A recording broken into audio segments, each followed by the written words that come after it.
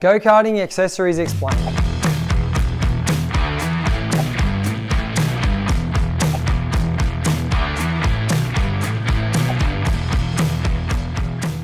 Welcome back to the Power Public YouTube channel. Over the last few weeks, we've had some great questions and feedback from all the fans out there in YouTube world, and we really appreciate all the comments. So we're going to take some time today to explain some of those questions that have been asked. The first thing we're going to be touching on today is lead weights and where we're going to be putting them on the cart. The second is where to mount your GoPros or action cameras, and the third thing is our transponders. Thanks to everyone that's been liking the videos, subscribing and turning on those pesky notifications. We really appreciate it. We're nearly at 10K and we couldn't do it without all you guys. So thank you so much. Also too, if you want to follow us on Instagram and Facebook, we've been blowing that up over the last few weeks. So go check us out at Power Public. So the first part of this video, we're going to be showing you a lead weight placement. Now, this particular driver is new to the sport, hence the rubber buildup on the tires as you can see here. But also too, we've had to distribute the weight over the cart because he's quite small for his age group and he required about 8 kilos extra of lead. Some other guys can have up to 19 to 20 kilos depending on the sort of driver's weight. So a very lightweight driver is going to use a lot of lead on the cart to get him to the minimum class weight. In Australia, the particular weight for the Cadet 12 category is 108 kilos.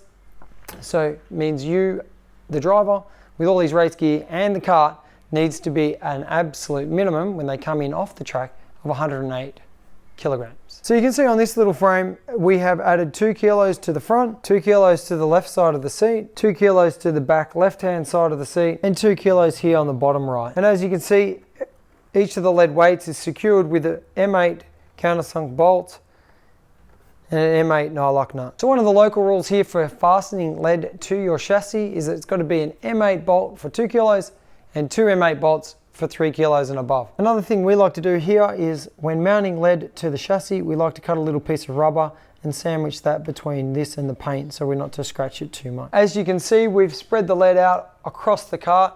Now if you are using more lead, you got to strategically place it. Now we do have quite a big weight here with the engine, and the driver is offset to the left to some degree, but we generally stack the lead mostly to the left side first and then a little bit to the right, and then depending on how much we're putting, a small amount on the front. That will change the balance of the cart just a little bit, so you're going to want to go out on the track and test that out, and you can do that by adding the lead slowly, one block at a time, and to see if you disturb the balance of the cart.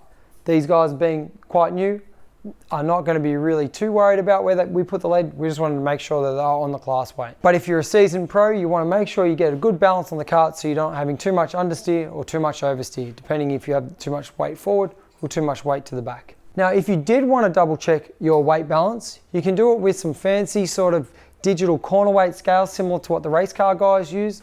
I know Longacre out of the USA make a great set of scales. Otherwise, you can go to one of your local stores that sells bathroom scales and get 4 of these. They're relatively inexpensive. They're not as accurate as a set of digital scales, but it's going to get you pretty close. And you can put one under each of your 4 wheels and write down the measurements and make sure you've got your balance how you want it. On a cadet cart, we like close to 50-50, and then on the senior carts, we're talking more 53-47, and we're talking percentages front to rear. The cart should be balanced 50-50 left to right across the cart. Now, depending on how tall your driver is, some drivers are quite tall and lean, so we're going to stretch them out over the whole cart, so we're going to have to put a little bit more lead up here because their feet and legs are going to be quite light. Other drivers that are a little bit more, I guess, chunky, bigger in their body and shorter in the legs. Maybe the legs are heavier and they have to sit closer to the wheel. So we're going to put a little bit more lead on the back of the seat. But you're going to see it as you drive. If you see crazy oversteers everywhere, okay, you're going to start to add the lead to the back of the seat. And if the cart's having a tendency to understeer, once the tires are worn in a little bit, we're going to have to start stacking a little bit of lead up the front. Now, when it comes to action cams, you're going to need to mount them on the NASA panel. Okay, so if you are going to mount one action camera and you're racing at a national event, the rules state that it must be between 400 and 450 millimeters from the top of the NASA panel, and the camera and the bracket need to be secured to the cart using multi-strand cable. If you're using more than one camera or you're just filming yourself for education purposes, I like to mount my GoPros on the left-hand side here of the driver so I can see his hands and his feet and the corners as well.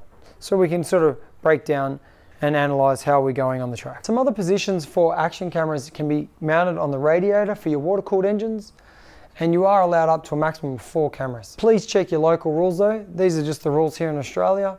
Other parts of the world, it's probably slightly different, but it's pretty similar. So just check those out for yourselves. Now, when it comes to mounting your transponder, you're gonna wanna mount that at the very front of the car. So if your race does come down to the wire, you don't wanna get beaten by 200 or 300 millimeters because you've mounted your transponder on your side pod. So always mount your transponder on the very front of the car. So you can simply attach the transponder bracket to your front bumper support bracket here, and you can put an M6 cap screw through the center, a couple of self tappers even into the plastic, and even zip ties. Now if you are using zip ties like we are here, make sure you double park it with a bit of race tape over the whole assembly before you go out on the track, because if this transponder comes off during the race, you will be disqualified. So you must finish the race with your transponder on regardless. Okay, so there you go. Answering questions from the interwebs, from all you guys out there in race land. We really appreciate the questions, so let's keep them coming. Leave those in the comments section below. While you're down there, smash that like button. Subscribe if you haven't already. Maybe you'll be the lucky 10,000th subscriber. We really hope it's you. And turn on those pesky notifications. Like I said earlier, please follow us on Instagram and Facebook as well. We're really trying hard to blow that up as well. Thanks for watching. See you in the next video.